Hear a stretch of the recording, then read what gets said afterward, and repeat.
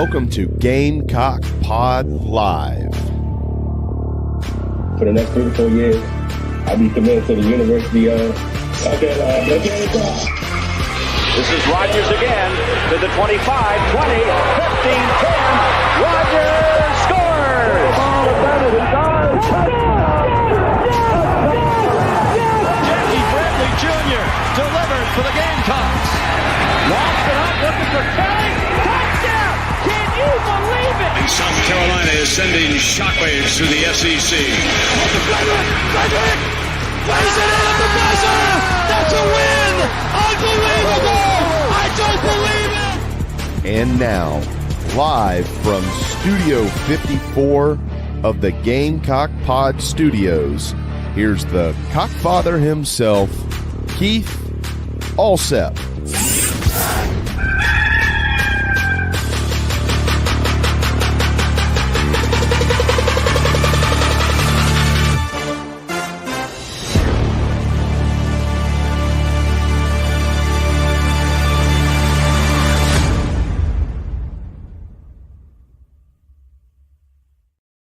All right, everybody, welcome into Gamecock Pod Live for March the 12th. Guys, can you believe we've already, I don't know, how do you say it? I'm from Lower Pickens County. We flipped Mississippi for 50th in public education every year and lost, but we sprang forward on Sunday morning. We all lost an hour of sleep, and coming off of calling 10 baseball games in 3 days, I was really ticked off about losing that hour of sleep. But nonetheless, what up, Lance? Welcome in to everybody. We have got a fantastic, a tremendous, a super, a superb, a superfluous show lined up for you today, episode number 1707. In just a few minutes, we will be joined by Lulu Kesin from the Greenville News and the USA Today Network, who covered the SEC tournament for USA Today. She was there from Wednesday all the way through Sunday. We'll get her takes on the tournament, everything around it, on this women's basketball team, and we'll peek ahead to Selection Sunday. Then Alex Jones from thebigspur.com will join us, and we will dive into a spring practice preview and look at some of the more intriguing position battles that will be occurring. Spring practice less than 1 week. Well, it's actually 1 week from today. South Carolina will have their pro day the day before on March 18th. All right, let's dive into our Nana's Porch news, notes, and highlights brought to you by the award-winning full-service catering company servicing the greater Charlotte area. Nana's Porch, your go-to for all your catering needs, whether it's a banquet, a wedding, a corporate event, or the big backyard bash with the whole hog barbecue. Nana's Porch has got you covered. Wedding season is here. It may be too late, but maybe you can squeeze in a date and get on the calendar. Also, with the great weather, with it getting cool at night, nice and cool in the morning, might get warm in the afternoon. Nothing wrong with that whole hog barbecue. Maybe you got a birthday party, a bar mitzvah, whatever your event, a wedding anniversary celebration, Nana's Porch has got you covered. So go to the homepage, nanasporch.com, NANASPORCH.com. Get in touch with my good friend Chris Payne. Tell him the Cockfather sent you. You'll love it. I guarantee it. And even if you don't have a catering event coming up, You can still go to the home page, look in the top right upper corner of the home page, click on pimento cheese, and you can order Nana's Porch award-winning pimento cheese, very affordably priced. Both flavors, smoky jalapeno and the regular flavor. Shipping is absolutely free of charge. And so if you live in the Carolinas or surrounding area, you're probably getting it shipped to your front doorstep in 2 days, absolutely free. Checkout is simple, safe, and secure. The hardest part is picking out how much and how many of each flavor do you want to buy. So Nana's Porch, award-winning catering company and award-winning pimento cheese. You'll love it. I guarantee it. All right. Gamecock women's basketball, fresh off that SEC championship run that we'll be talking about in just a few minutes. Now ranked second in both the AP and the coaches poll. UCLA is now number one ahead of the Gamecocks. Also today, men's basketball, they kick off play in the SEC tournament at 1 o'clock against Arkansas, who they boat raced the last time they played them. It's on the SEC network at 1 o'clock. But folks, just like with the SEC women's tournament, when you had my man Ryan Rucco and,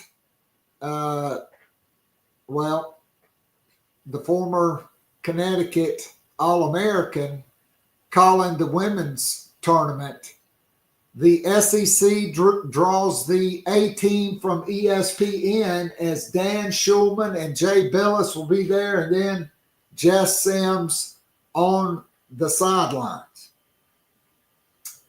All right, Colin Murray Boyles named second team All SEC by the coaches and the Associated Press.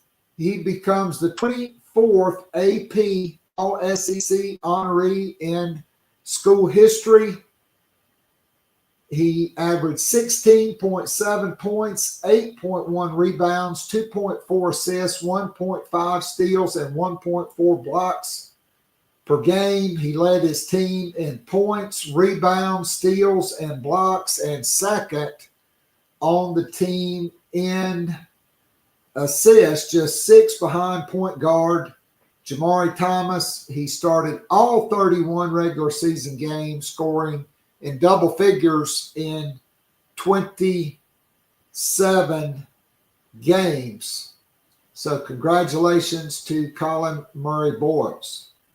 All right, Jim Carlin and Deuce Staley headline this year's class for the South Carolina Football Hall of Fame. Jim Carlin coached the Gamecocks when George Rogers played, coaching the Gamecocks from 1975 to 1981. He also was a 2-time Southwest Conference Coach of the Year and the 1973 National Coach of the Year at Texas Tech. He coached Gamecock greats like Rick Sanford, George Rogers, Jeff Grants, Willie Scott, and many others. Also joining him, Deuce Staley, a Columbia native who went to the NFL, had a stellar career with the Philadelphia Eagles and the Pittsburgh Steelers, and a Super Bowl ring, and became a running backs coach. Currently for the Cleveland Browns, formerly with the Eagles. Also joining them, Buddy Pugh, a coaching legend in the high school ranks, really helped turn South Carolina football around when he joined Brad Scott's staff and then stayed with Lou Holtz before becoming head coach at South Carolina State. And Jim Stuckey from Casey, an Airport High School, a Clemson All-American, and had a stellar career with the San Francisco 49ers. He was probably Jadeveon Clowney back in the 1970s and early 80s. He was a first-round pick in the 1980 draft and helped the 49ers win their first Super Bowl championship. All right, let's bring in our good friend and the ever-popular Lulu Kesin, formerly of The Ringer, now with the Greenville News and the USA Today Network. Lulu, have you recovered from your stay in Greenville? And then I didn't even realize Sunday was the spring forward day. And so everybody loses an hour of sleep and everything got moved up an hour. Welcome in. How are you? Thanks for having me. I'm good. I'm very tired still. The Sunday losing an hour after covering like 7 games over the span of the couple days was brutal, but I'm slowly but surely recovering and getting back to my old self. So I umpired 10 baseball games on Thursday, Friday, and Saturday. And so I was really ticked because I had 2 stints behind home plate each of those days, and I really could have used that extra hour of sleep. Mm-hmm. All right, so give me your thoughts on my former hometown, Greenville. That's where I lived until I moved here in Austin. Just your thoughts on the city, the tournament, Bon Secours Arena, more famously known as the Well, and just the environment inside. I know this is going to sound like a PR answer, but I legitimately thought everything was great. I loved Greenville. I thought Greenville was beautiful. Obviously, it was really good weather while we were there. That played a factor as well. But I just thought the hospitality in the arena was great. Everybody who I had to interact with in terms of asking questions or getting credentialed, things like that, everyone was super nice. And I thought the food was really great, and they had a lot of food. And so for context, like I covered other games for the USA Today Network. So from Wednesday to Sunday, I was basically in the arena from start to finish. It was very rare that I was able to like leave and come back at any moment. So the fact that the arena constantly put out new or fresh food or just many options made a huge difference. And so I was genuinely, I loved it. I loved the arena itself. Like I sat courtside coverage wise, so that was always great. It's pretty hard to complain about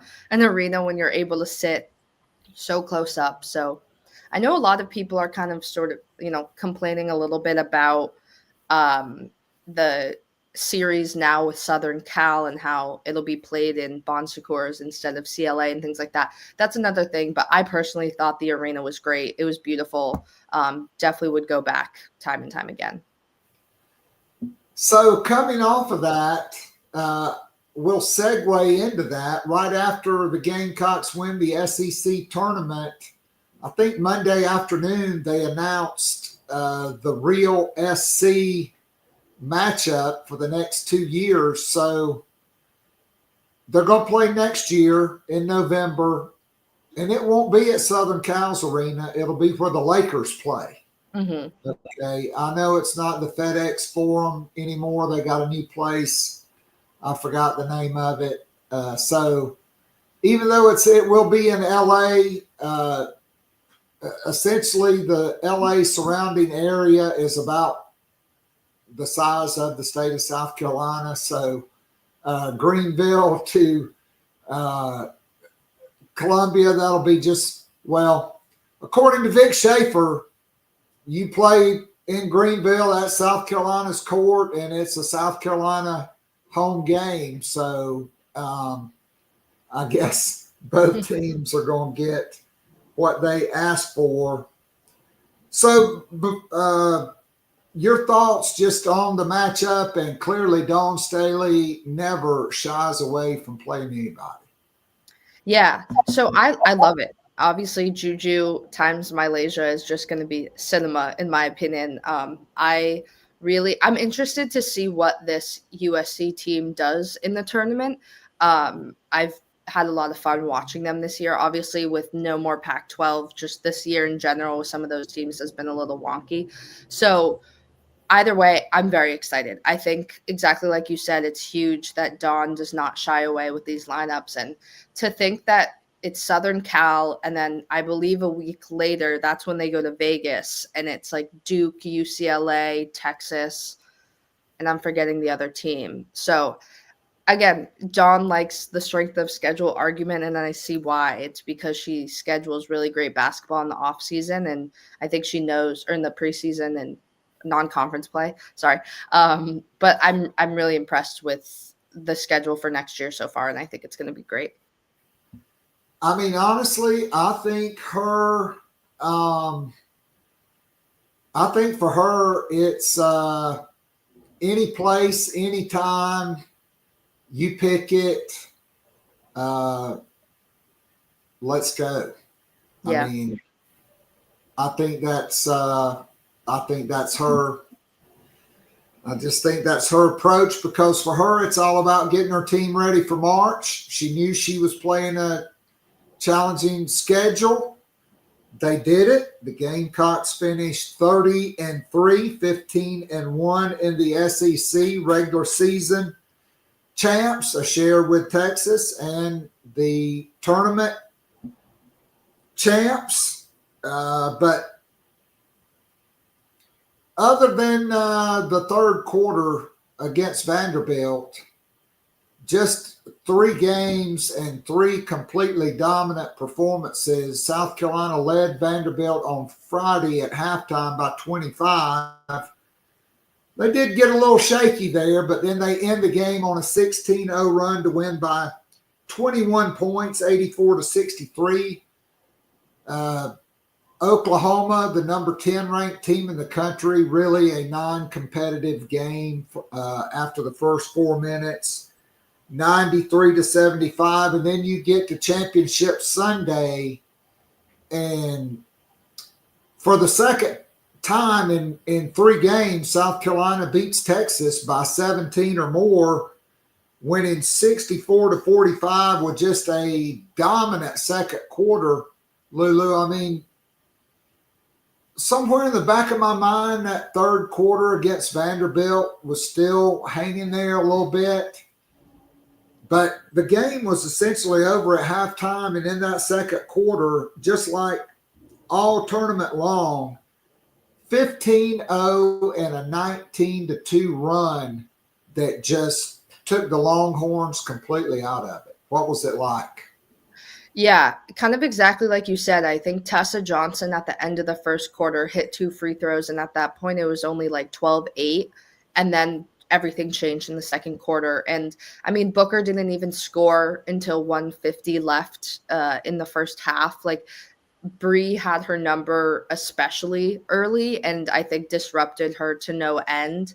Obviously, that became a very trending topic that I asked Bree about. But I just think that South Carolina's defense was way too much for Texas's offense. Like, a lot of people are now sort of starting to realize, like, okay, like, does Texas have as good of an offense as maybe polls or people said? I just think that they're looking a little bit hesitant overall, and South Carolina really capitalized on that. Like, Mississippi State playing zone and almost beating them by just forcing them to shoot threes kind of opened the door for, like, oh wow, they're a lot easier to defend than they came across, early on. So I just thought South Carolina came out with anger, as they should. They were frustrated that people were forgetting the fact that South Carolina won by 17 points in January, and Dawn Staley's defense, I'm almost never going to bet against it, honestly. I mean, that second quarter was South Carolina's quarter all 3 days, outscoring opponents 67-27, which is essentially a little over 22-9. And that's what they did to Texas in the second quarter as well. I mean, there's so much. So Chloe Kitts is the tournament MVP. Just your thoughts on that, on the Gamecocks also getting Malaysia Fulwiley and Sanaya Fagan on the all-tournament team. I kind of thought Tournament Tessa showed up, and I mean, Malaysia Fulwiley did not have the best game on Sunday, just 2 of 10 from the field. But clearly she had her moments. Yeah, I think a lot of us found it difficult to vote on the last day between Fagan and Chloe. Personally, I did, because they had very identical stats. And I did think that Fagan's defense against Beers was so big on Saturday. But Chloe Kitts played so well. And I think that this is what South Carolina needs from her.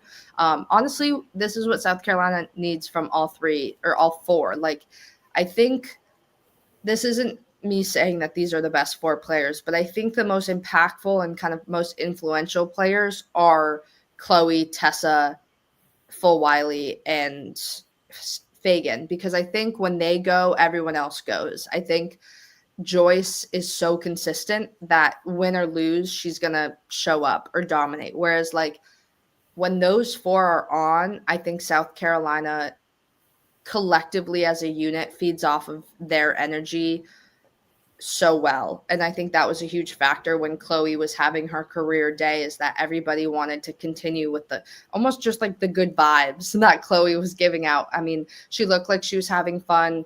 She looked like she wanted to score, which is not something that I felt like I could say earlier in the season, or at least like she started off being like, give me the ball, I want to score. And then there was like a weird lull period. And I think she's back to that and even better than she was before. Yeah, no doubt. So let's talk about Breezy Hall and Madison Booker for a second. So I was sitting right across the Texas bench, from the Texas bench in Austin when Texas beat the Gamecocks by 4. And South Carolina just could not make shots, period. That's why they lost that game. But I really did not like the defensive game plan. Like, I thought Texas, they just took the weak side help away. South Carolina fronted. They threw over to is it Morgan Jones or whoever. Oh, Taylor Jones, yeah. Taylor Jones, yeah. She essentially scored at will. Booker got off. And after that game, when Texas was celebrating, I can read lips. And I read Madison Booker's lips, what she had to say about, you can't effing guard me. And knowing a little bit about the Hall family, knowing Brian, having actually Breezy Hall on the podcast her senior year, after she had signed with the Gamecocks. It really didn't surprise me. Just like in the first game, she talked about watching all of her moves on YouTube. And then after that, I mean, if you play for Dawn Staley for 4 years and you know somebody said that about you, that's a personal level. And quite frankly, it wouldn't surprise me if certain members of the coaching staff, I'm not going to name anybody, probably reminded her of that a few times.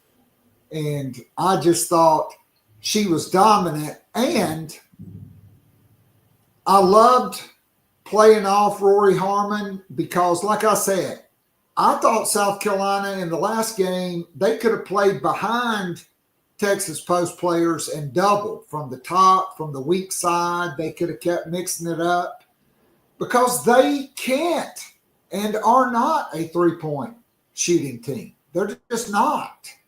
And Raven Johnson was a roamer down there, and I thought it was just a tremendous game plan playing off of her, saying, hey, I'm daring you to shoot a three.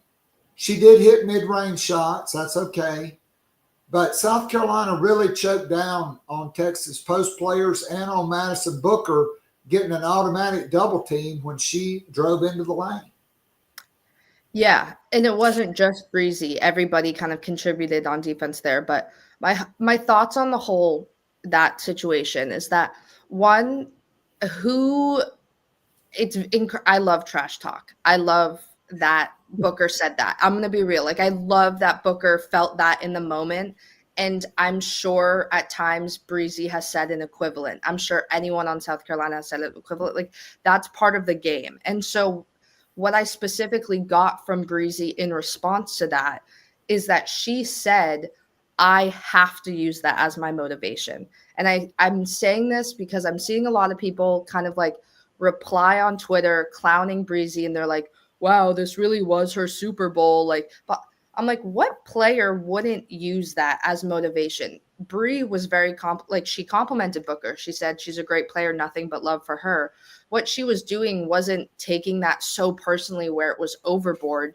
She was just like, okay, last time I faced this player, she thinks, I can't guard her. I got to think about that so I can be on my A game. And it worked. So I don't think that Bree took it to a level that kind of people are like making it out to be, where she can't handle someone saying that. I think she was just like, oh, great, I happened to see the same player for the third time in one season. I'm going to use that to motivate me to play better defense than I did the last time around. And so I think that with Booker, it's so hard to guard her. She's a mid-range magician. Like, you never know when she's going to elevate, when she's going to take a layup. Like, it's a mental toll that it takes. And so whatever South Carolina needed to lock in, they used, and clearly it paid off. So can I use a personal story here? Because when I was coaching prep school basketball, we were getting ready to play Hargrave Academy. And they just happened to have Josh Howard and David West. And they had a point guard who went to Tennessee, who was a first-team All-SEC player as well.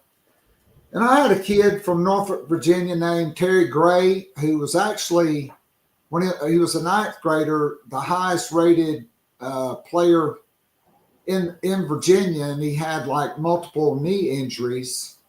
He almost had to have his leg amputated because after a knee surgery.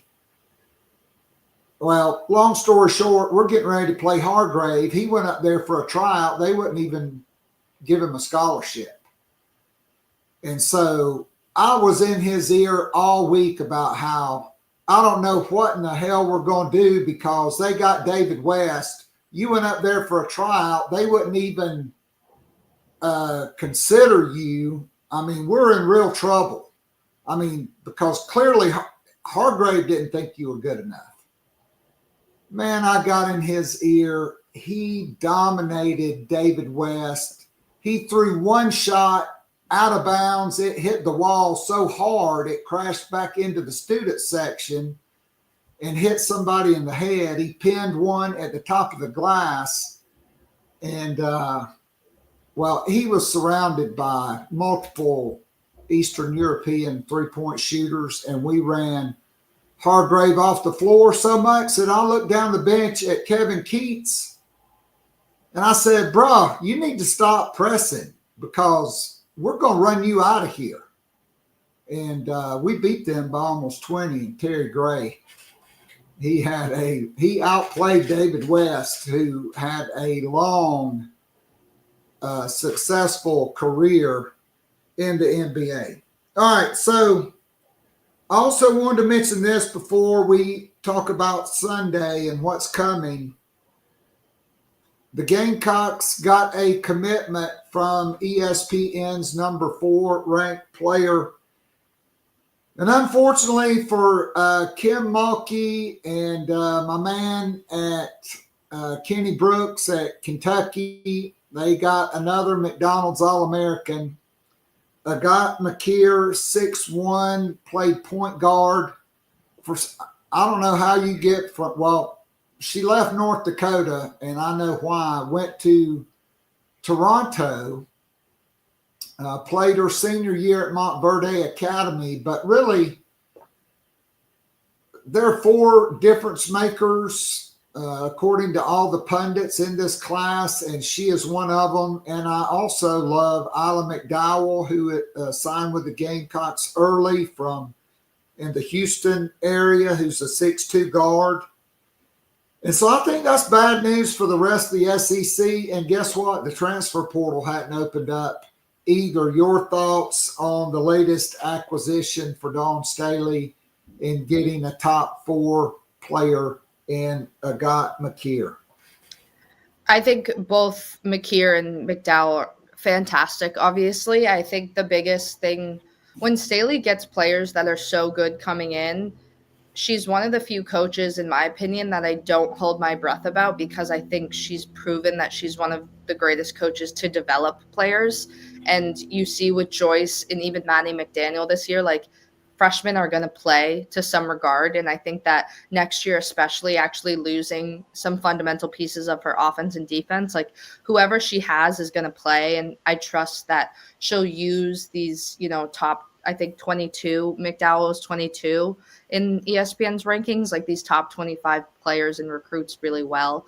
I'm excited. A 6'1" player now is great for South Carolina, losing Fagan.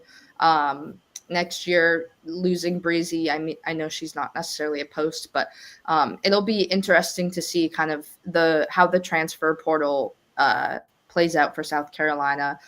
Dawn was pretty clear, like, hey, Raven and Sakima, if you're staying or going, like, tell us before the portal opens.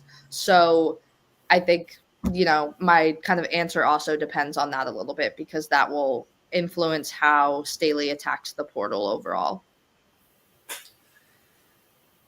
I mean, I know hypothetically there could be the sister of one of South Carolina's current players who may not be happy with the way her season turned out. Maybe that'll be an option. We'll see. I love McKeer and Isla McDowell because both have international playing experience. McKeer with Team Canada, playing for Kia Nurse and that AAU program. McDowell playing with Team Brazil. I think that's 2 impact players for South Carolina because of the length, the ability to shoot from 3, really all 3 levels, and the size. I mean, you're talking about 6'1" and 6'2" guards coming into your program. I love that pickup. All right, so let's look ahead to Sunday. That is Selection Sunday. South Carolina will be hosting a Selection Sunday show. The gates open at 6:30. The event starts at 7. At 7:30, I think Dawn Staley and players will have a Q&A, and then Selection Sunday show begins at 8 o'clock. The Gamecocks are ranked 2nd in the poll. They finished 2nd in the net, although I don't really understand the net and how UConn finishes 1st, maybe because they beat South Carolina by 29, but nobody had as many quad 1 games or as many quad 1 wins as South Carolina. They're 16-3 in quad 1. 4-0 in quad 2. That's what really counts. That's 23 of their 33 games against quad 1 and quad 2. They're Again, 16-3, that's 2 more quad 1 wins, and all 3 of their losses were to top 5 opponents. Charlie Cream seems to think South Carolina did enough to be the number 1 overall seed in the tournament. What say you, Lulu? I do think they'll be number 1. I just think strength of schedule speaks for itself there. I do think South Carolina, I think they're a victim of some South Carolina fatigue for sure. Will that be from the committee? I don't know. But I do think that South Carolina's resume and what they've done despite the UConn loss, because to be honest, the UConn loss to me is the one that you can kind of look at it and be like, that was bad. But yes, the UCLA margin was bad, but that was early on. It was a road game. It was just a different loss, in my opinion. And then obviously 4 points to Texas. I don't think you can sit there and say that that is any reason South Carolina shouldn't be the number 1 overall seed. But I'm curious to see how it all plays out. Selfishly, I just want them to be in the Birmingham region. I don't want to go to Spokane. I don't mind if it's Birmingham, what is it, 1 or 4 or something like that. As an unbiased journalist, I just want to drive to Birmingham to watch South Carolina play. But I do think that they'll end up being the number 1 overall seed on Sunday. So UCLA coming back and beating Southern Cal and the Big Ten. I still have a problem when it's UCLA and Southern Cal and it's Big Ten. It's not Pac-12, right? 2 California teams. And UCLA with the head-to-head win over South Carolina, number 1 in the polls, and they're number 4 in the net. And they were 14-2, and I guess both their quad 1 losses were both to Juju Watkins and Southern Cal. So I kind of have a conspiracy theory that would set it up the way you say, because I don't think they want UCLA and Southern Cal in the national championship game, nor do I think they want Texas and South Carolina in the national championship game, although I would love that because Dawn Staley is 5-0 in SEC tournament tournament championship games against Vic Schaefer, and 7-0 in the overall in postseason. One of those was the first national championship, and then his first year at Texas in San Antonio, Texas couldn't even score. They scored 0 points in the 4th quarter of that game. So, yeah, give me that. But if UCLA is the 2 seed, Southern Cal is the 3 seed, both of those will be in Spokane, Washington, and then South Carolina and Texas and Birmingham as the 1 and the 4s, and then I'm not so sure Texas makes it the Final Four the way UConn is playing. If UConn is the number 5 team, that means they're going to be the 2 seed in that 4th number 1 bracket. And it really wouldn't shock me if UConn's not on the 1 line, simply because of them being number 1 in the net and the fact they're playing as good as anybody in the country. To me, those are the 5 teams that can win the national championship. But when you look at South Carolina's schedule and the wins, okay, South Carolina boat raced the Big 12 champion TCU by 33 on their home floor. They beat the ACC champion Duke 81-70. I can't remember if NC State won the regular season or not, but I know they were in the championship game with Duke. They beat them on a neutral floor by 14. They beat LSU, who was top 10. They beat Texas the first time in program history South Carolina beats the number one team in the country. They did it by 19. They got 2 wins over them by 17 or more.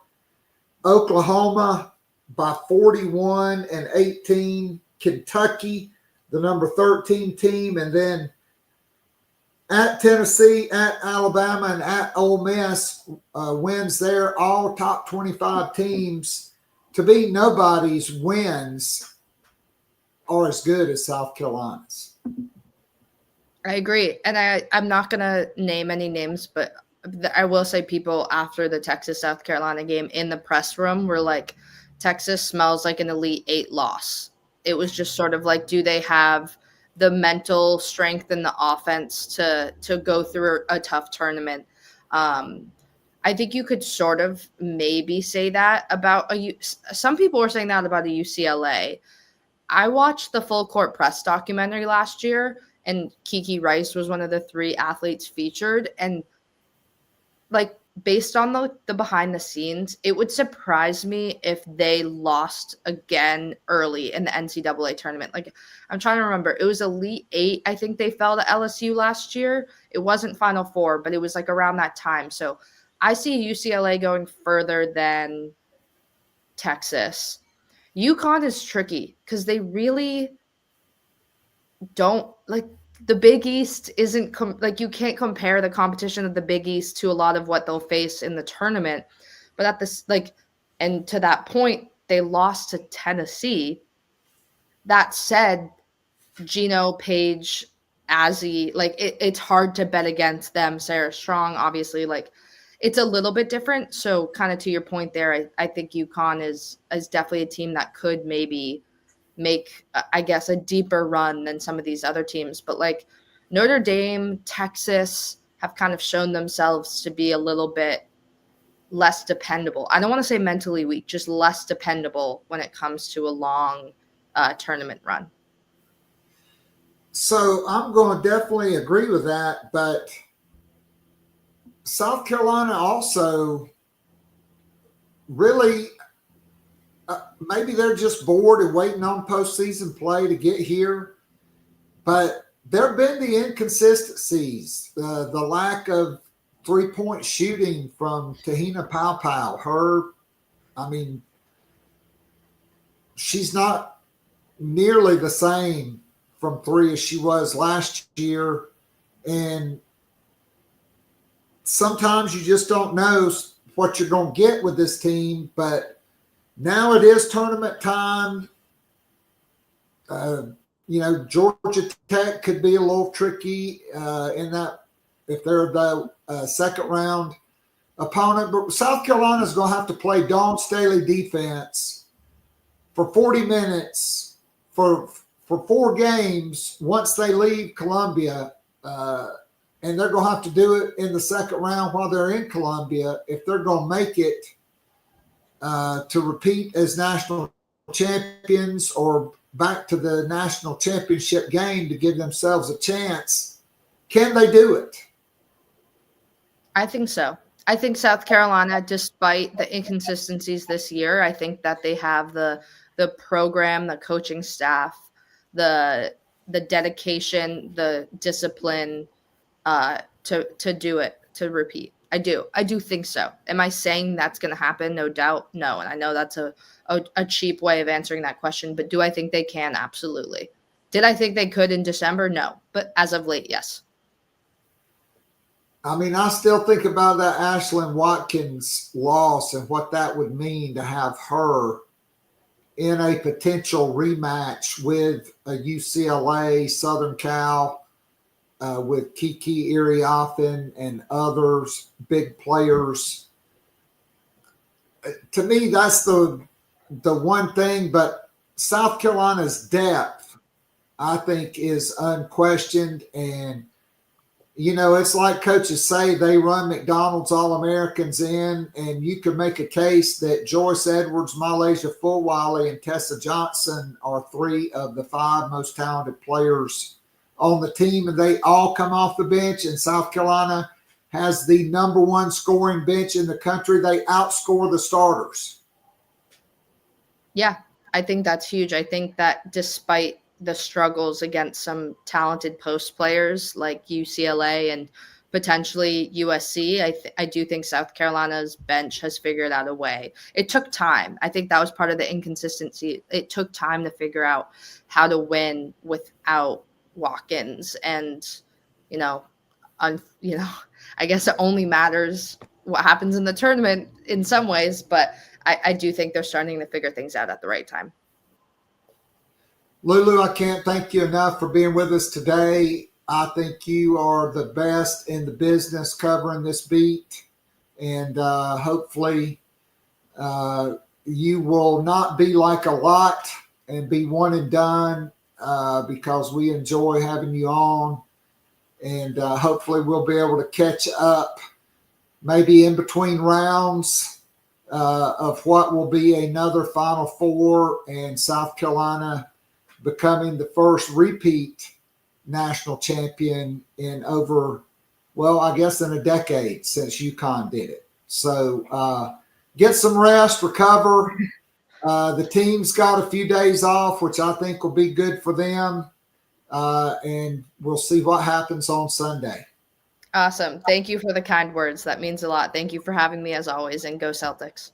Oh, and by the way, while you were there, we should point out that the Celtics absolutely boat raced the Lakers on Saturday night. I don't know if you got a chance to watch that, but Jason Tatum and Jaylen Brown were just magnificent. And it's always great when the Lakers are good, the Celtics are good, and they're also on a quest to repeat as NBA champs, and they looked up to that task Saturday night. So go Celtics. Absolutely. All right, I'll talk to you soon. Bye. All right, take care. Bye. All right, today's show is powered by Prize Picks. Prize Picks is the best place to get real money sports action with over 10 million members and billions of dollars in award winnings. Prize Picks has made daily fantasy sports accessible to all. All you have to do is download the Prize Picks app and then pick more or less on at least 2 players for a shot to win up to 1,000 times your winning. The app is easy to use. You can download it. It's in your Play Store, Apple or Android. Okay. Again, download the Prize Picks app. Pick more or less on a few player stats for your shot to win big money. On Prize Picks, you can mix and match player projections from different sports, combining your favorite basketball players with players from baseball, hockey, esports, and much, much more. Prize Picks also invented the flex play, which means you can cash out even if your lineup isn't perfect. You can double your money even if one of your picks doesn't work out. Prize Picks offers Venmo, Apple Pay, MasterCard, PayPal, and more for quick and easy deposits into your account. The second half of the basketball season is here, and the race to the playoffs is heating up on Prize Picks. The best place to cash in on your favorite sports. So don't miss your chance to cash in as the league's best fight for playoff positioning. Last Saturday, Prize Picks, I picked Luka Doncic to have more than 30 points. That was a winner. I also picked Jason Tatum to have more than 28 points. And I picked Jason Tatum to have more than 9 rebounds. I went 3 for 3.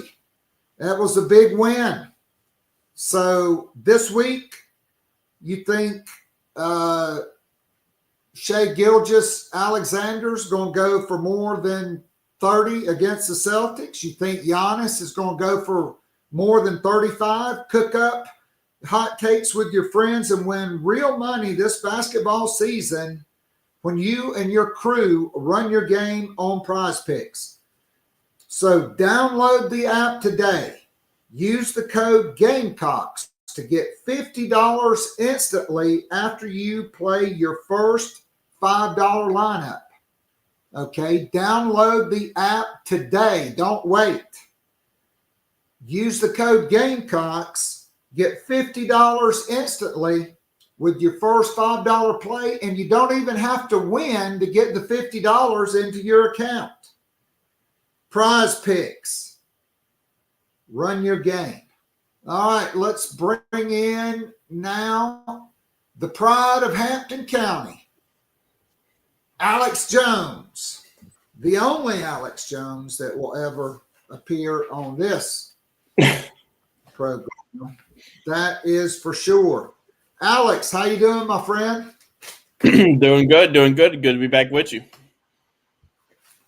Always great to have you in. So last time you were on, we talked about recruiting. We talked about the transfers. I said I hope to get you back on to preview spring practice and talk about position battles. We didn't get to that because we were so in depth on those transfers. So since then, you guys have had a chance to learn even more about the transfers as they were all made available for interviews. Give me your top 3 takeaways.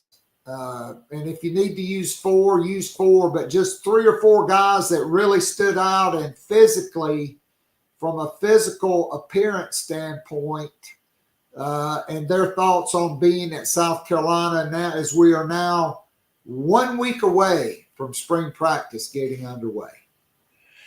Yeah, I thought, one of the most impressive things, or one of my biggest takeaways was talking to Aaron Nolan. I think obviously, the biggest questions with him were going to be, what led to the transfer for South Carolina, being that, you're a backup at Ohio State behind Will Howard. What led you to South Carolina? And, he basically talked about how, competition doesn't scare him. And, I think he knows that he wants to come in and thinks that both he and Lenora Sellers can help each other out. I think that's going to be good for Lenora Sellers to have a guy like Aaron Nolan behind him, continue to push him. And, I'll be interested to see if Aaron Nolan, has some packages early on in the season. I think we saw a little bit of that with Robbie Ashford early on. And I think they could do it with Aaron Nolan as well. I mean, he looks like he's going to gain some weight, good weight since he got to South Carolina. And I think it'd be a nice, just maybe throw some different things at a defense. So that was one of my takeaways. I didn't get to talk to him, but, I thought Rasul Faison looked good. I know he's tweeted, I think it was a few weeks ago about how he's gained some, or up to, I think, 225, maybe gained some weight. And so he looked really good as well. And I think he obviously is going to be, maybe we'll see what the depth chart looks like day 1 of spring practice. But, I think Rasul Faison is going to end up finding a way to be that number 1 guy, with Oscar Attaway being right there in that battle too, and a guy who is really good and showed what he can do in the Illinois game. So that was just a few takeaways. I thought Gabriel Brownlow-Dendy looked really good. And I think he can be a key piece of that interior defensive line. I think everybody knows his potential, and I think he battled a little bit of injuries there at Texas A&M, and we know how Texas A&M is with defensive linemen. They have a ton of them, and I think he's a guy who can really kind of click with Travian Robinson. And really, I'm really intrigued to see how he can do, and we'll see kind of what that position looks like once the spring practice gets underway. All right, good stuff. All right, so since you brought up, I'm going to call him Prentice Air Noland until he earns it, because there's only one Air, and that's Air Jordan. And so Lou Holtz used to say, I'm not willing to put him in the Hall of Fame before he ever plays a snap. So, but I mean, you look at the size, 6'3", 225, you look at his high school career, what the people at Ohio State say about him, the arm talent, and you look at what happened last year with Lenora Sellers. Okay, clearly Dow Loggins at the beginning of the season did not trust Robbie Ashford as a passer. He missed over a quarter of the Kentucky game. He missed the second half of the LSU game. And then he had to sit out the Akron game. So that's almost 2 full games he missed last year. And I think Prentice Air Noland is a major upgrade, and no shade thrown at Robbie Ashford. Maybe they just didn't trust him, but now Mike Shula's running the offense, and I think you have to have a guy that you're not afraid of rolling out there in case Lenora Sellers gets rolled up on again, and you can run your offense and just not try basically to put a guy out there and say, hey, just don't lose the game for us. You want a guy that can go win the game for you. I think Prentice Air Noland has that ability. I think he's a young Michael Penix. I know I sound like a broken record with that, but that's my take. How do you think Mike Shula is looking at it as we are 1 week away from spring ball? Yeah, I imagine he's looking at it that way. With Aaron Nolan, I think it's one thing where you look back to his time at Ohio State. He also learned under Chip Kelly, who we know how he is with quarterbacks. Like obviously that guy knows what he's looking for in quarterbacks and can develop quarterbacks. And I think that's something that's going to help him this year. And you obviously hope Lenora Sellers never gets hurt coming up this season. But with the way as much as he runs, and from what we saw last season, you do have to be ready for that just in case. Have your number 2 ready to go. But I think Aaron Nolan's going to fit right into that, Robbie Ashford role. And I think it's going to be interesting to see, how much, what he looks like here in the spring practice, because there's a lot of intrigue around him. And I think he's got a lot of potential, not only this season, but for the future at South Carolina. I mean, no doubt. I think that played a role in him coming to South Carolina is Mike Shula and, hey, Lenora Sellers, if his season goes the way everybody hopes, he'll be sitting in New York in December. South Carolina will have been in the SEC championship game or getting ready to play in the college football playoff. And then, he'll be in the green room when they have the NFL draft, and he'll slide right in 2026. Maybe it'll be 2027 when he does that. But I do think that is an interesting battle. You also mentioned Rasul Faison.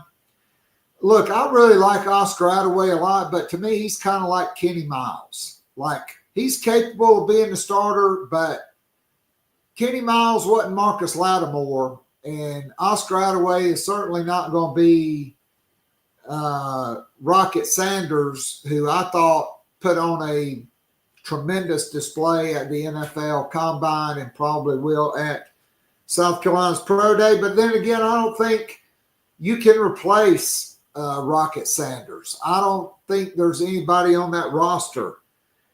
I'm intrigued by Faison. I'm not counting him out of it, but to me, Jawarn Howell is still the guy that I think is probably the physically most gifted player at that position. And I really wouldn't put Matthew Fuller from a physicality standpoint too far behind.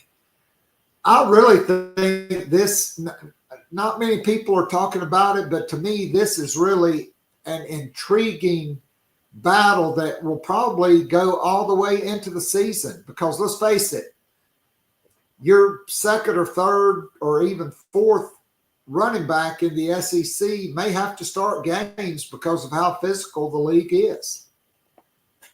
Yeah, and obviously that's a position that you have some other positions maybe from a battle standpoint that are going to stand out. I think wide receiver, defensive tackle, some spots in the secondary, but running back is really intriguing spot. And, with Oscar Attaway, I think he really fits into that number 2 role really well. I mean, think about the one game that stands out last year is that Clemson game. When Rocket Sanders went out for a little bit, Oscar Attaway came in there and he made things happen on that one drive. I mean, he kind of carried the team down the field. So I really like him in that role and think he'd be really good. And Faison, we saw what he can do at Utah State in last year, going for just over 1,100 yards. And that, I mean, he can obviously carry that over into the SEC play. But you're mentioning Jawarn Howell. Like, you saw it throughout the season. You see his explosiveness, his quickness. Like, he's got a lot of potential. And I think, maybe he's not the number one back this year, but I mean that maybe he's taken a huge step forward and can be that, but who knows? But I mean he's got a lot of potential, and you saw that. Now obviously, a lot of his snaps came, you see him at Akron or Wofford, but he showed some in that Illinois game. Obviously, he had that one fumble, but I mean you could see some of his just explosiveness, and I mean he's got a ton of potential there. And you mentioned Matthew Fuller as well, that he physically last year probably could have come in and looked ready to go, but he had obviously everybody in front of him on the depth chart. I think that allowed him to take that redshirt year and learn how to continue being a running back in the SEC, which is only going to help him this year and moving forward. No doubt. So still, to me, the biggest mystery, it's the big tree conundrum. It's a conundrum wrapped in a mystery, full of intrigue. Where does he fit in? I spoke Monday with a source that they definitely believe he's one of the top 2 or 3 linemen on the team, that the red shirt was great for him. But where do you play him? I mean, he's not going to supplant Josiah Thompson. If he's the second best lineman on the team, does he compete at right tackle? From what I gather, they love Kesin Henry and Jatavius Shivers. I think that could be a position battle that's not talked about. And it sounds to me like, from what I was told, the plan is he will cross-train at left tackle and probably be the number 1 left guard when we get into spring practice. So he could slide right back out to the position he's played in case Josiah Thompson, because he has had some injury issues. And then you are just loaded at guards. Your thoughts on the big tree conundrum? Yeah, that's going to be really interesting to watch. And the one place I'm intrigued he could maybe fit in would be left guard. I think having Josiah Thompson left tackle and Big Tree at left guard, that could be a pretty good left side of your offensive line if that's what South Carolina ends up doing, if they end up, trying him out at left guard. But, I think it may end up just being the case where he's too good to keep off the field, and they just have to find a spot for him. But, as you mentioned, Josiah Thompson's not going anywhere, and it doesn't look like Kesin Henry is going to go anywhere either. But, Jatavius Shivers, he came in that Alabama game last year, and I thought he held up very well. I mean, he looked really good, and whenever he was in, he had really good moments. So, at the very least, there's going to be, top-notch competition at those tackle spots with Shivers in there as well. And when you look at those guard spots too, like really having to replace all 3 of those interior guys, there's a lot of different options they can go with. I mean, you think, Trovon Ball was a freshman All-American by, some outlets his freshman year, and obviously had the redshirt year, or had the year where he didn't play as much on the offensive line, but he could guy who fit in at one of those guard spots, and maybe a right guard spot. You got, I think Boaz Stanley's probably the one for center right now that you're going to really, maybe write in pencil and maybe even in pen, but I think he's going to be the guy at center from what we see right now. But, then you got the transfers. Nick Sharp from Wake Forest is an experienced offensive lineman. And Rodney Newsome, experienced offensive line from Western Kentucky. And those guys want to come in and compete. And, I talked to Rodney Newsome at the transfer availability, and he kind of just, talked about his game and what he brings to the table. And it sounds like he wants to compete right away and make an impact right away. So, there's a bunch of different options they can go with, and it's going to be interesting to see how early they identify those 5 offensive linemen, because last year, really at the start of spring practice, whenever you saw those 5 offensive linemen that you saw throughout the year, and they kind of wanted to build that chemistry throughout camp and all that. So, maybe they use the spring practice to really determine who those top 5 offensive linemen are and let them roll through preseason camp and into the season. I agree.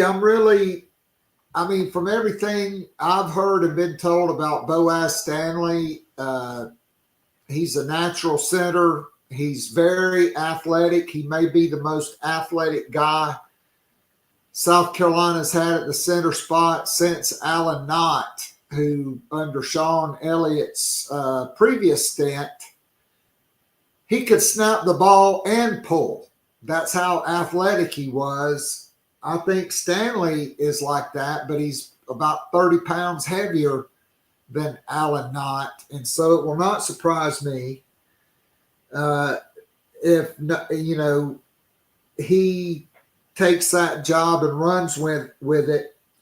Nick Sharp, I'm intrigued because is he the backup center? Is he a swing guy between center and maybe right guard or left guard?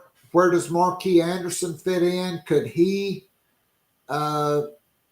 potentially take snaps or at center as well? Then you still have Ryan Brubaker. Rodney Newsom, like you mentioned, is getting a lot of positive reviews as well from Western Kentucky, a guy that's 6'3", about 310, and very athletic. I think it's good problems, and it's just figuring out. There's no lack of depth on this offensive line. I think that's the one thing for sure we can say. But for me, right guard, I think is, at this point, I'd say the only position that's up for grabs, because I think it will be Josiah Thompson at left tackle, Big Tree at left guard, Boaz Stanley at center. I will say there are some thoughts that right tackle will be a real position battle because Jatavius Shivers is more athletic than Kason Henry. And I mean, that iron sharpens iron. Competition makes everybody better. But you got to look at all the starts Kason Henry has. And so then you're looking at right guard with really Trevon Ball, Nick Sharp, Rodney Newsom, Marquis Anderson, all those guys may be competing for one spot. Yeah, and I mean, we've talked about here in previous years about how South Carolina's building depth on the offensive line through recruiting and college or the transfer portal ranks. You're starting to really see that now from a depth standpoint. I mean, you kind of mentioned it, that there's a lot of good options South Carolina can go with, and I don't think it's going to be one of those years where if somebody goes down on the offensive line, there's going to be problems on the offensive line because of how many different quality options there are from a depth standpoint. So, I mean, it's going to be an interesting battle to watch. And, I kind of agree that right guard is maybe the one spot to really kind of watch in spring practice. And, who knows, maybe when we go out there, we see it's all kind of a different lineup. But, where do they put Big Tree? Does he slide to that left guard spot? It's a lot of interesting questions that they have for offensive line, but it's a lot of, quality, I guess, questions where a lot of different quality players they can go with at either of those positions. I mean, no doubt about it. I mean, I'll have to say I'm kind of also intrigued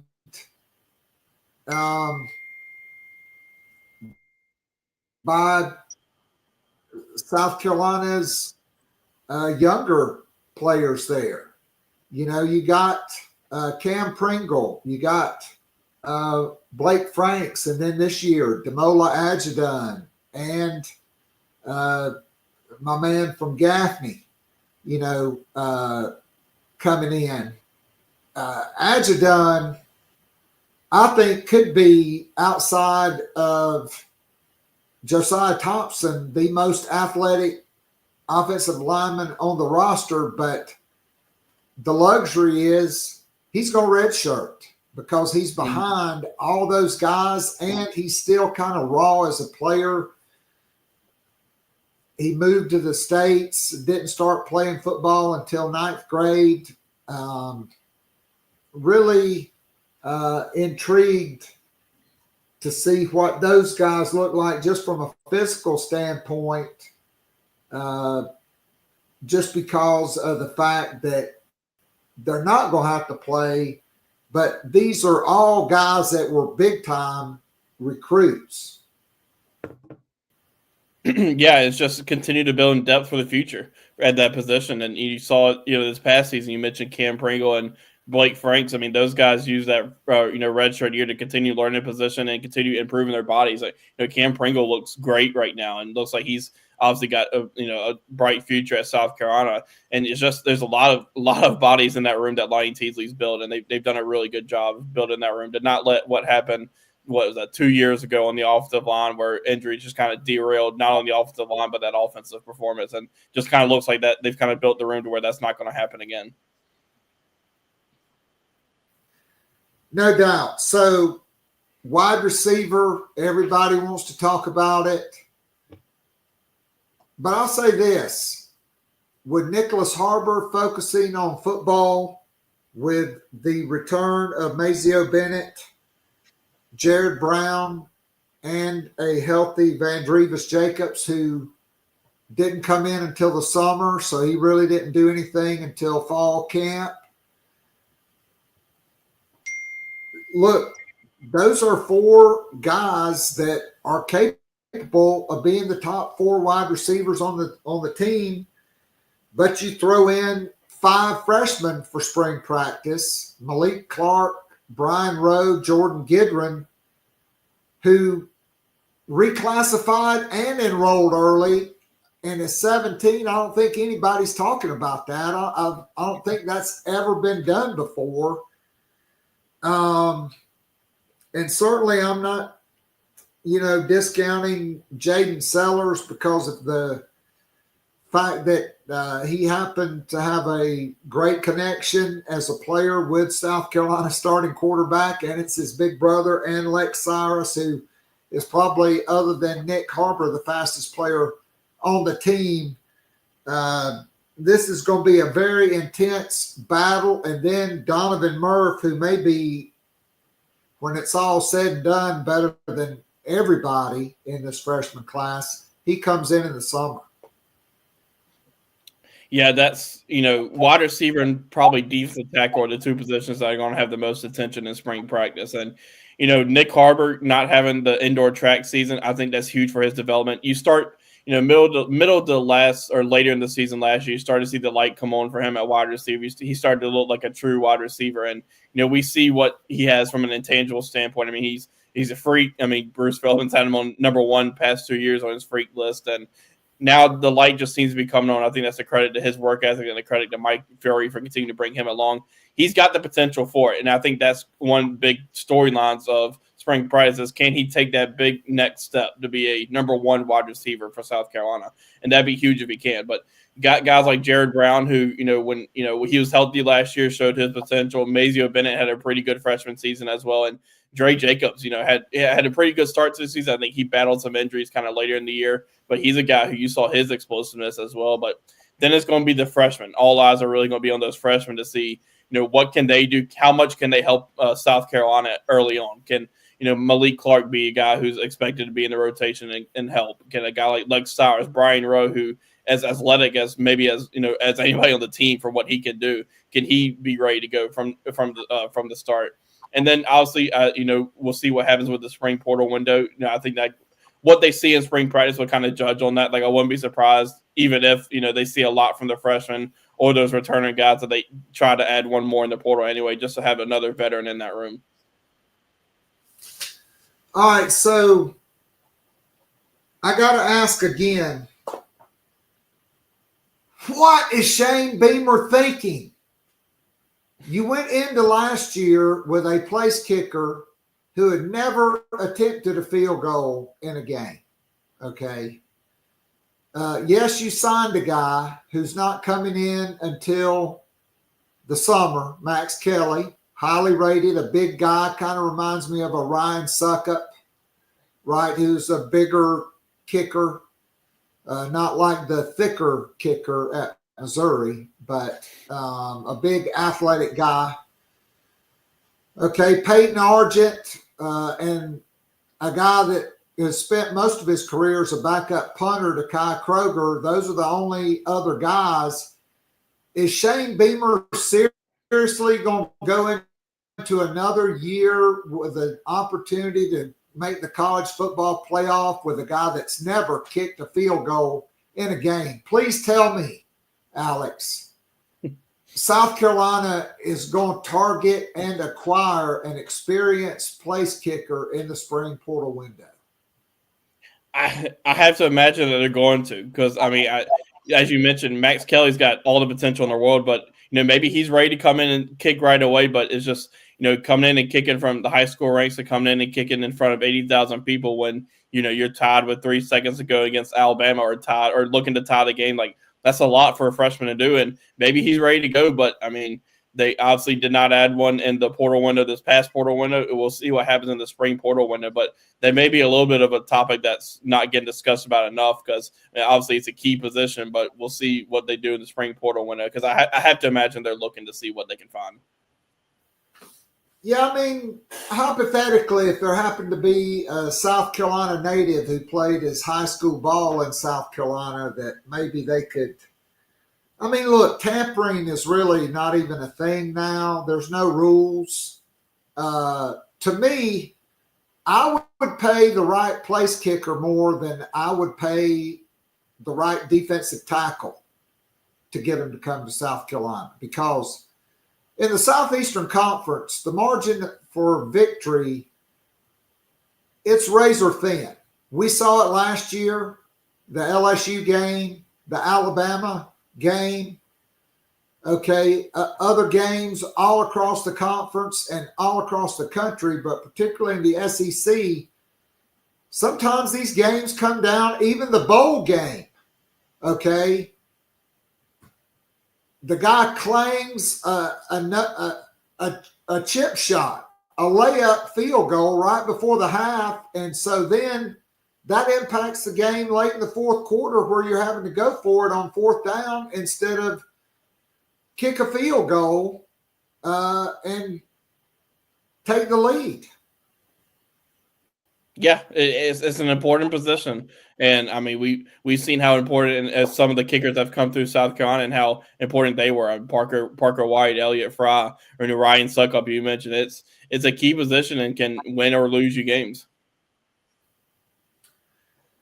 All right, so let's go to the defensive side. Defensive tackle, obviously the position where you got to replace the most talent. You lost really your top four guys, TJ Sanders, Tonka Hemingway, Boogie Huntley, DeAndre Jules. They're all gone. You add Gabriel Brownlow-Dendy and Devontae Miles, and quietly Devontae Miles, Alex, you hear things. You hear a lot of good things about Devontae Miles. You also added the number one junior college player in the country in Xavier Hardy, who's an athletic freak at 6'6", 290 pounds, and is a guy that may be 310 by the time we get to August and still be a freak athlete. And then you return Monkel Goodwine and Nick Barrett. To me, Goodwine is the one guy right now I'm penciling in as a starter. I think it's a wide open competition. I think ideally you probably want Brownlow-Dendy or Xavier Hardy in that other spot. But then again, we don't know what the spring window will bring. You know, there could be a guy that South Carolina behind the scenes is already targeting that could come in and be a starter. But to me, what made South Carolina so good last year, not just the fact that you had those great edge rushers, which you were missing the year before, but you could roll five guys, adding Goodwine in to those four that they lost, and it just made the linebackers' job so much easier. By the way, we'll talk about linebacker in a minute, but your thoughts on who you think the ideal guys would be and who it could or should be at defensive tackle. Yeah, I agree that, Montcalm Goodwine could probably be penciled in as a potential starter there. I think Nick Barrett, don't rule him out as well. I mean, he's been in the program for a little while now and could be a guy who we've seen some flashes from him. And I thought it was big last year that they really didn't have to use him a whole lot. They can bring him back for another year. Zay Hardy is really interesting. I mean, the number one overall JUCO player in the country. I think, he can, maybe he can be that number one star along with Goodwine be a starter. It's just him adjusting from JUCO ranks to, SEC football in the trenches. But he's a really good player. I mean, South Carolina was on him for a while and he's really good. Devontae Miles is really interesting. I thought when they brought him in, I was just kind of, let's see what they can get from him in the spring practice and see how he looks. But he's apparently off to, a really fast start at South Carolina. It's kind of, changed his body a little bit or helped change his body a little bit. And now it looks like he can be ready to go, and be a guy who can be counted on as well. And, I think kind of the key spring question with that defensive tackle room is Gabriel Brownlow-Dindy.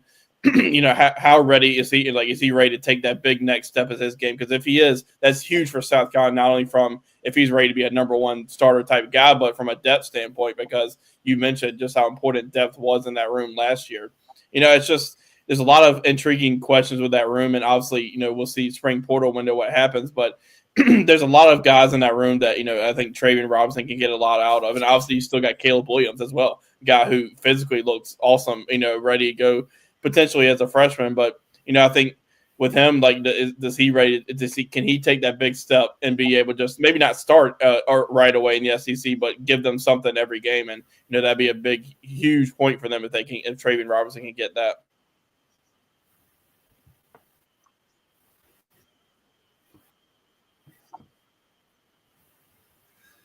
I mean, no doubt. And Christian Ingram, yeah, 6'6", 290. He comes in this summer. I know that's going to put him behind, but again, a guy South Carolina beat Southern Cal, Michigan, Georgia, and Kentucky for.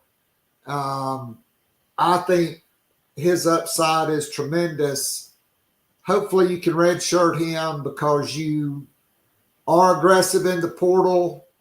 And maybe they even bring in 2 more defensive tackles. Who knows?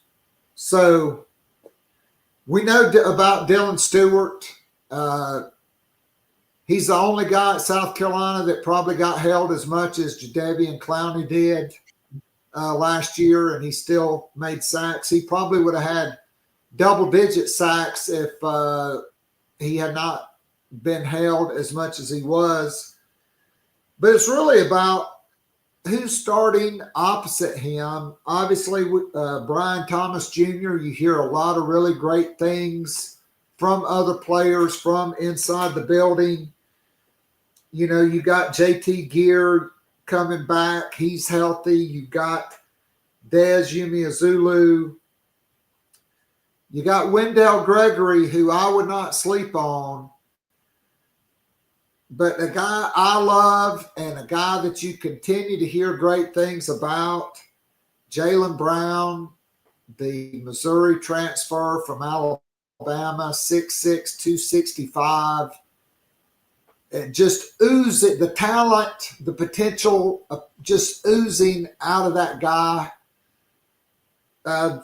One thing we know is, and you got freshmen coming in as well that are intriguing.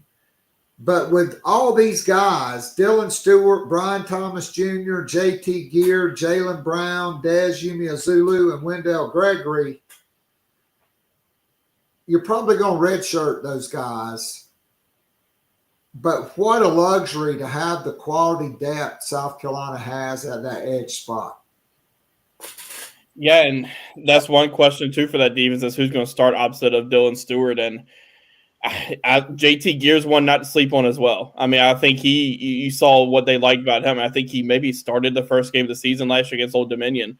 I mean, but Brian Thomas Jr. is the one whenever he's in, you can watch him play and he just goes all out. He gets after, and he's pretty productive too. I mean, he gives 110% effort every time, and it's pretty good in both the run and pass. So, I mean, he's one that, I would maybe could see as that starter. But I mean, you mentioned Jaylen Brown, he was one I talked to at the transfer availability, and I kind of asked him that, Sterling Lucas and Kyle Kennard kind of mentioned last year that when they watched film, they could see there were just a few things they could fix, and Kyle Kennard could get to double-digit sacks. And you saw that. And I kind of asked, do they see some of the same things in you? And he kind of mentioned, yeah, he's like, we've seen some of the film and some things I can work on that can help me become more productive. And, Missouri didn't want to lose that guy. They really liked him and thought his potential was there. And, South Carolina had the, relationship from the high school ranks, and, he ended up coming to South Carolina. But he could very well be that number one starter opposite of Dylan Stewart. But, you mentioned Wendell Gregory, he may not start this year, but I think having that whole year where he moved from linebacker to edge in the preseason camp and having that whole year to learn from those other guys in the room, he was really good at edge at Walden County, which is high-level Georgia football, high school football. He was really good there, and I think it's kind of his natural position is that edge spot, and I think he could be, maybe for South Carolina, he's really good this year, but his future is really bright because of I think his frame is really good, and now it just really intrigued by him. And with Des, he was a guy who from last year, his first year to second year, took a big step physically. He looked like a different player physically from where he was his freshman year. Now I think the next step is the on-field production for him to take that next step. And if he can do that, we already talked about how deep this room can be for Sterling Lucas. But, if those guys take the next step in their game, they could have another really solid year at defensive end. So South Carolina, another besides defensive tackle, lose all three starting linebackers. Demetrius Knight, Bam Martin Scott, Debo Williams, and Clayton White, I thought was probably too loyal to Debo Williams, and Bengali Kamara winds up transferring. So really you lost 4 linebackers from last year. And so my man went to the NFL Combine, Demetrius Knight, who I think was the heart and soul of the defense. And Pro Football Focus right now has him as a top 50 pick with an A+ grade coming out of that combine, where he ran sub 4.6. He had a great vertical, great shuttle, 3-cone, everything. Bam Martin Scott, he had a great year.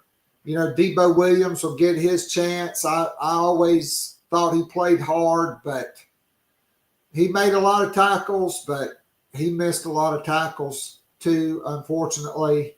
So now you're going to be really young. You only have 2 scholarship linebackers returning, Fred J.R. Johnson, Jaron Willis, who has gained almost 20 pounds from last year. So they list him 6'2", 254. Fred J.R. Johnson, 6'4", 240. But it's the freshmen and the transfers, and in particular the transfers, right? This was pointed out to me that, South Carolina has 3 players that Nick Saban evaluated and signed in Alabama, and Monkel Goodwine, Justin Okoronkwo, and Sean Murphy. And Okoronkwo and Murphy in particular, I think they're probably battling it out for the spot opposite of J.R. Johnson. Jaron Willis, to me, I'm wondering, can he be the Bam Martin Scott to where he really takes that step? Look, this guy was the number 125 player in the country by ESPN coming out of high school. He played safety in high school at 230 pounds. I thought flashed 2 years ago when they went to the 3-3-5. I watched him in College Station against the Aggies when they broke that out for the first time. He's a guy that has all the physical tools in the world, but can he put it together? And then Josh Smith, AJ Holloway, and Donovan Darden, I'm just totally intrigued. I think this is probably the only year Darden plays linebacker because Darwinism just takes over. Guys that come in at 6'4", 230, they usually end up at 6'4", 255 or 260. Your thoughts on the linebacker room and the fact it's going to be, you're going to go from having 5th and 6th year guys to having a lot of 1st and 2nd year guys. Really, Murphy and Willis are the only guys that won't be 1st or 2nd year guys in that room on scholarship. Yeah, and Fred Johnson's going to be, I mean, I think he's right in line to start. I mean, you could hear not only the coaches but the players talk about how much they were impressed with him in practice last year. I mean, you saw it in the Oklahoma game last year. They put the green dot on him kind of late in that game. So Clayton White was talking to him, and they had him kind of, I think, just kind of getting ready for that role. And he obviously had a trio of linebackers, the great linebackers to learn from. And they all talked about how impressed they were with all the knowledge he would soak up and how he listened. So he seems, I think, primed to be a starter at the linebacker spot. But then it's really, I like Sean Murphy and Justin Okoronkwo. And Okoronkwo, like, he's really intriguing. I think at Alabama, you saw it in some of the spring game footage that you see. Like, you can see his speed and kind of a little bit of Demetrius Knight in him a little bit. And I think he could fill that role. And if I had to choose today who would be the other starter, I think I'd go with him. But, I mean, Sean Murphy's an older guy who's been around, and Nick Saban was a guy who really liked him in high school, so that obviously says something. So he's going to have a say in that as well. And, from a depth standpoint, they're in a pretty good spot. I think they're going to need the freshmen from that standpoint to at least show they can help if need be and be productive if need be. But Donovan Darden's the one to watch. I mean, he at linebacker spot, and I know you mentioned him potentially, we'll see what happens in the future at his position. But with Darden, like, he was really good in high school. Like, he continued to get better at that spot. But he even showed it in the Shrine Bowl. Like, he rose the rankings. I mean, took a huge jump in the final rankings just because of what everybody saw from him at the Shrine Bowl at linebacker, not only from the plays he made in practice, but had a pick 6 there. So I think he's just continue to watch him, and he can give them something this year. And if he can, that's a huge plus for South Carolina. Yeah, and I mean, A.J. Holloway, 6'2", 243, from one of the best high school programs in the country. He comes in with an incredibly high floor to me. Mm-hmm. I mean, this is a guy that's a thumper. All Buford does is churn out Power 4 players. A lot of SEC, a lot of Big Ten players. And then Josh Smith, I mean, he made the transition from edge to inside linebacker. South Carolina had him in camp, watched him move in space. They made the early offer. Ole Miss and others made their run at him. But now he's in early, 6'2", 240. Again, another great high school program playing for a Hall of Famer and Tommy Knotts at Dutch Fork. I really think these 3 freshmen, and then, with Murphy, Willis, all behind J.R. Johnson and Okoronkwo, who I would pencil in as the Mike linebacker, and J.R. Johnson as the Will. Short on experience, but no shortage of size, speed, and athleticism, which quite frankly has been lacking at the linebacker position at South Carolina up until this past season. Yeah, I mean, Demetrius Knight brought the athleticism to that room this year. I mean, his speed and just the way he could, track the ball and get out. I mean, I remember he showed it on that first play of the Old Dominion game. They did that little swing pass, and you saw him run straight out there, and you immediately knew, like, this guy's a player. Like, I mean, he's got the speed. But yeah, from this year's standpoint, South Carolina thinks in a good spot at linebacker, but you kind of see maybe a potential of, maybe next year or a few years down the road where they have what they had this past year in that room in a few years down the road, just because of how you mentioned the young guys. I mean, they could have a year where they have a loaded linebacker room, depending on who else they bring in. But for this year, for this standpoint, this upcoming year, like, there's a lot of potential in the room that, we'll see how it kind of develops in spring practice. But, I'm really interested with Fred Johnson. Like, I think he's kind of got a chance to be the next really great linebacker at South Carolina. I think they kind of feel the same way about him as well. I agree. I mean, one play that sticks out to me, and I guess it's because I was there in person in Norman, is Oklahoma is in the midst of faking a punt. I don't know why they were getting their ass kicked from here to eternity. They had no chance to win. South Carolina was kind of slow to react, and you saw Demetrius Knight starting to get out there, and then all of a sudden they threw that backwards pass out there, and he just exploded and beat the blocker. Like, they had a lead blocker, and he was so fast the guy couldn't even move 2 yards to get to him, and he makes a play behind the line of scrimmage, and South Carolina took over. He was just so good, and it will not surprise me if he is not a second-round pick. I really think his stock is rising, and how could you not be happy for that guy, a sixth-year guy, a married guy, a new dad, to be able to have the kind of year he had and go into the league with some security for his family. Yeah, I mean, you have to imagine NFL teams love his tape from what he showed and love his journey. But I think one thing, he will nail the interviews that he does. Like, I mean, I think he will be awesome in the interview rooms, and I think that's something that really means a lot to these NFL teams is guys that can do that. But from the mocks you see right now, like, he maybe sits around a third-round pick, but I would not be one bit surprised if he gets a mid to maybe a late second-round selection, because I think teams just love what he's made of and what he did on the field this year. All right, so in the secondary, I mean, you return Jalen Kilgore, you return DQ Smith, and you return Judge Collier and Bakari Swain, who played a lot.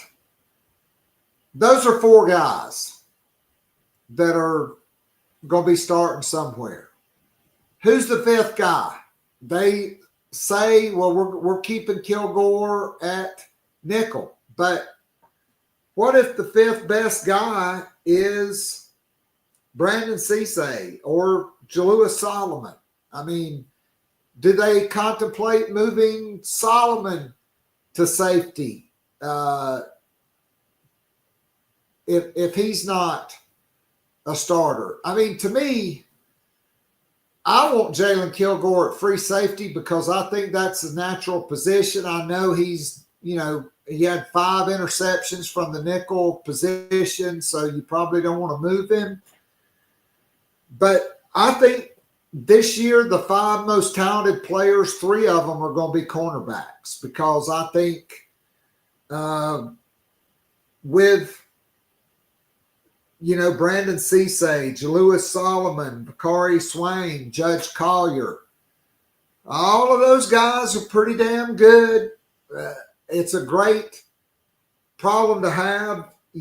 Peyton Williams, I think, has proven he's an SEC level starter, and Kendall Daniels Jr., I can't wait to see him in spring practice, because he could be Nick Emanwari 2.0.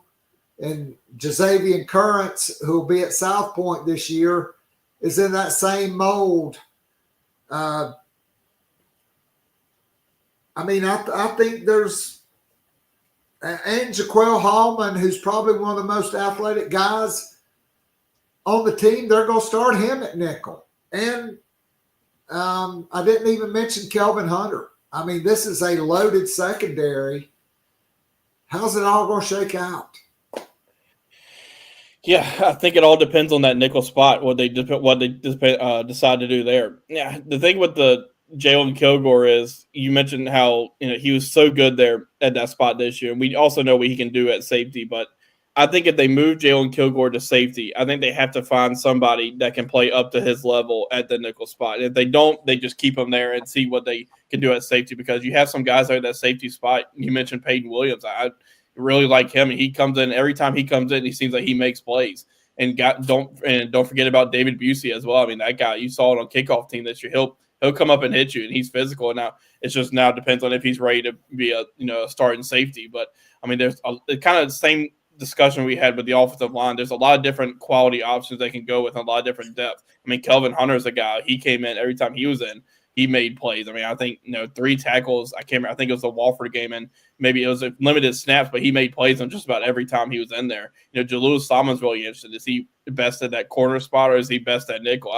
I kind of like him at nickel and think he could be kind of that Jalen Kilgore type of guy. But a lot of different options to go with, and I think it all just kind of depends on what they do with that nickel spot. If they move Jalen back to safety, or they keep him there at that nickel spot. I agree. I mean, to me, Kelvin Hunter, his high school film, he looked like DJ Swearinger 2.0 to me. I mean, not the biggest guy in the world, but a thumper. I mean, a guy that will knock your you-know-what in the dirt and stand over you and flex. I mean, he'll do it. Yeah, I think they have a few guys like that. I mean, I mentioned David Busey. He's kind of in that same mold as well. Like, he'll come up and hit you. I mean, you see with Jalen Kilgore, he'll do it too. Bakari Swain, Judge Carr. I think it's going to be a really good secondary, but I think it's going to be a really physical secondary as well. And I think that's something that South Carolina is going to kind of feed on this year, because it kind of depends on what the front seven does. Are those guys, can they be as physical and as disruptive as last year's group is? But I think that you'll see it even more this year in that secondary. It's going to be a physical group. I mean, honestly, I could even see, and I know they probably won't do it, but Judge Collier, because he's 6'2", over 200 pounds, and a big hitter and physical. If Brandon Cisse and Bakari Swain turn out to be your top 2 corners, which I'm not saying they will be. I'm just saying the options are limitless because of the talent. And I'm not discounting Miles Norwood either, who's going to be one of the fastest guys on the team. Yeah, I just think it's loaded. And, again, it's going to be a good problem to have. But you do have Torian Gray, and we all know that dude is the best in the business. Yeah, and kind of talked about with the Big Tree, how he may be too good to keep off the field. That may be the case with Brandon Cisse as well. Like, they may be a case where he's just too good to keep off the field, and they have to find a spot for him. And maybe it isn't that nickel spot. And if Brandon Cisse could come and play at the level that Jalen Kilgore did at nickel spot and allow Jalen to go back to safety, that would make me really even more excited for that secondary, for what they can do, because we saw what Cisse did at NC State. It could be a dynamite secondary if things just kind of piece together the way they think they potentially can.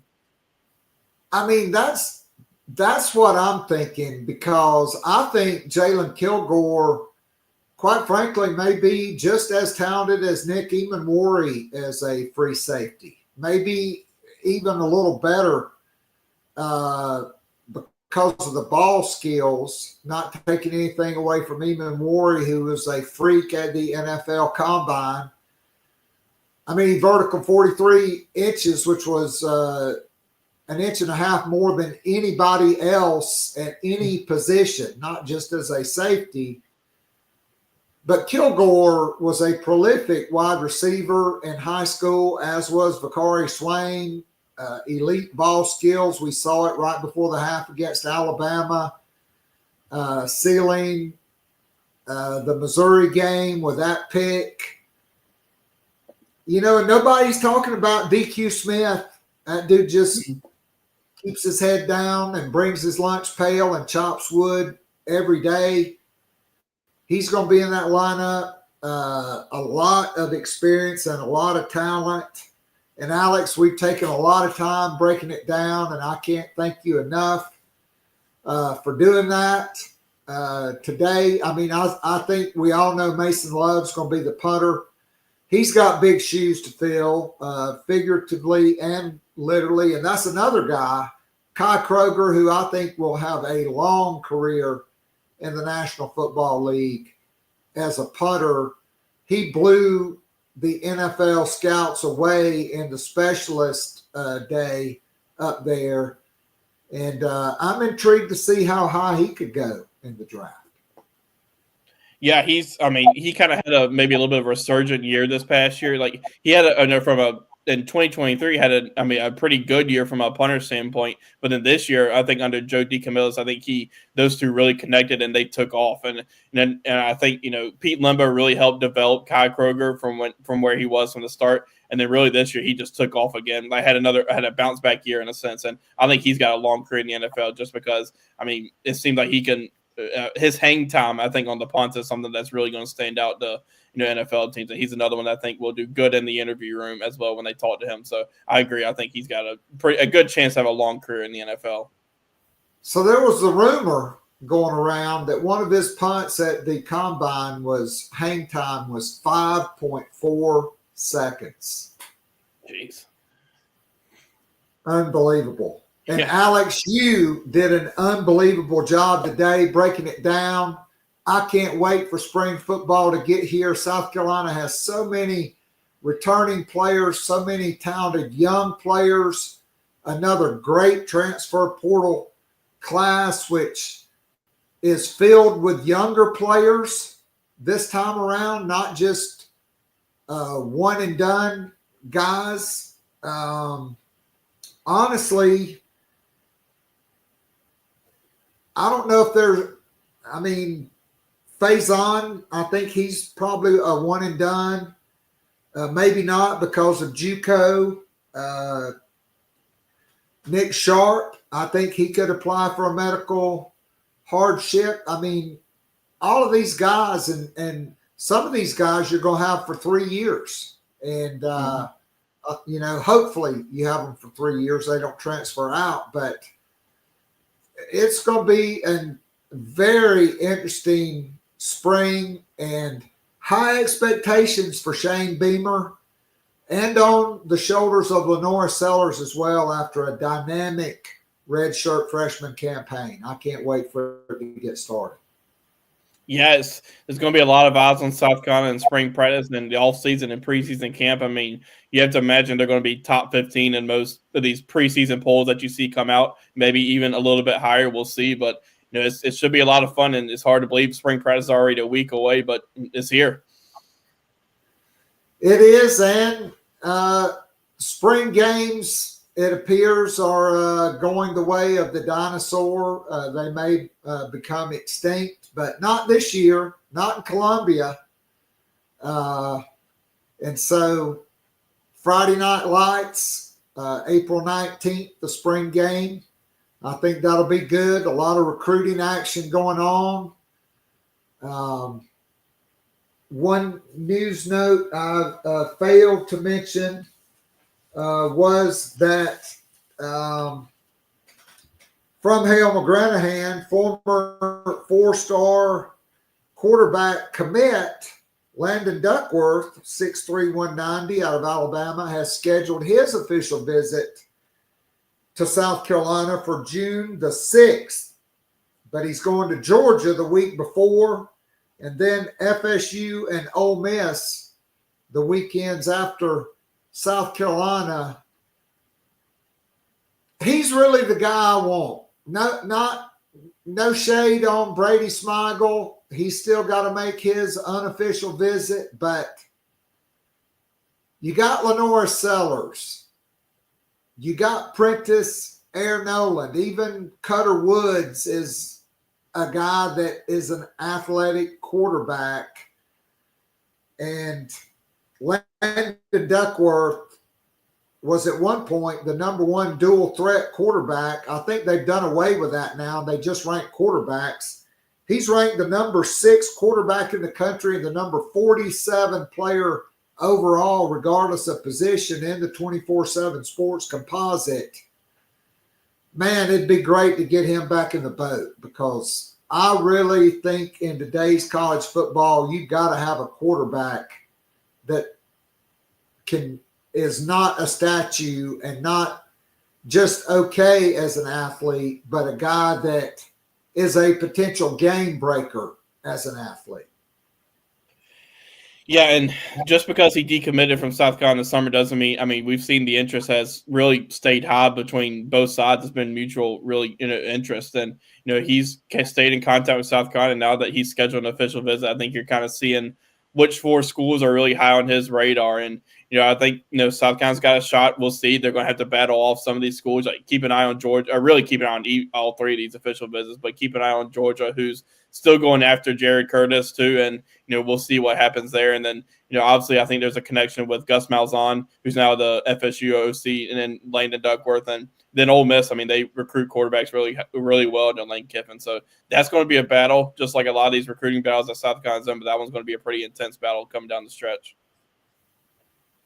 Alex, no doubt about it. I can't thank you enough. Go to thebigspur.com. They'll have all the spring football coverage, and nobody's better in the business than Hale McGranahan covering Gamecock recruiting, and Alex is on that beat as well, doing great stuff over there at thebigspur.com. Alex, I can't thank you enough for being so generous with your time and for being with us today. Be well and rest up, my friend. This is the last week before the fury of spring practice and recruiting visits. Prospects will be visiting all through the next month. And then in April, you got the contact period where coaches will be going out on the road. And then at the end of May, official visits start. There's going to be no rest for the weary. Yeah, it's about to kick into high gear, but it should be a whole lot of fun now. No doubt. Alex, thank you so much. Be well, and we'll look forward to catching up with you down the road. Awesome. Appreciate it. See you next time. All right, that was Alex Jones. What a tremendous show today. Lulu Kesin going in-depth on Gamecock women's basketball, seeding, previewing Selection Sunday. And then Alex, we went in-depth at every single position on the roster. A great show. Thanks to everybody watching live on YouTube and everybody who will listen on Apple Podcasts and Spotify. All you folks listening watching live or listening, if you would like more of this podcast, Gamecock Pod Daily every single day. Just go to patreon.com/Gamecock Pod Daily or just Google it. Signing up is easy. Join our growing Gamecock family. Tonight we'll have the Garnet and Black Town Hall, which is a weekly Zoom call that we record for an hour. Up to 100 people are in the room. It's interactive. People leaving comments and questions in the chat and raising their hand, getting to give their takes. Then we have an unrecorded overtime. That's where the real scoop gets dropped. And sometimes the language gets a little more colorful as well. But every single day, Monday through Friday, the Garnet and Black Town Hall, and on Sundays during football season, the morning after, probably the most popular podcast. I give my takes on every Gamecock game, and we have one every single Sunday during the football season. Thanks for tuning in. This is Keith Allsep saying, God bless, go Gamecocks, and we'll be back, same bat time, same bat channel next week with another loaded edition of Gamecock Pod Live. I am out of here.